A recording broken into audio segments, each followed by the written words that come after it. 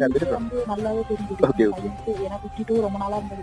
Okay. பையனுக்கு loss ஆயிடுச்சுன்னா science பார்த்தா உங்களுக்கே தெரியும். அது எவ்வளோ ஆமாமா, ஆமா. உங்க ட்ரெஸ்ஸஸே பெரிய சேஞ்சஸ் இருக்கும். ஆமாமா. வயிறே வயிறு இப்போ தொப்பை சைஸ் சின்னதாயிடுச்சு. தொட மட்டும் பெருசா இருக்க மாதிரி. சரி, சரி. வயிறு மட்டும் சின்னதா இருக்கு. கை, கால் மட்டும் கொஞ்சம் இந்த 1 மந்த் நல்ல ரிசல்ட் வரும்னு பார்த்தேன். சரி, ஓகே. நல்ல ரிசல்ட் இருக்கு. சரி, ஓகே, ஓகே. சோ அதுதான். சோ நீங்க அந்த சேஞ்சஸ் மட்டும் கொஞ்சம் கரெக்ட்டா இது பண்ணிட்டு, சோ கொஞ்சம் சீட்டிங் பண்ணாம அப்படியே டிராவல் பண்ணுங்க. ஓகேங்களா? ஏன்னா சில பேருக்கு வந்து பாத்தீங்கன்னா இன்ச்சஸ்ல மட்டுமே ரிசல்ட்ஸ் இருக்கும். கொஞ்சம் இன்ச்சஸ்ல ரிசல்ட்ஸ்லாம் நடந்து அதுக்கப்புறமா மிஷின்ல அந்த வெயிட்ல ரிசல்ட்ஸ்ன்றது ஸ்டார்ட் ஆகும். ஏன்னா அவங்களுக்கு வந்து பாத்தீங்கன்னா கொஞ்சம் போன் ஸ்ட்ராங்கா இருந்து குண்டா இருந்தாங்க அப்படின்னா மிஷின்ல ரிசல்ட்ஸ் அவ்வளவு பெருசா இருக்காது.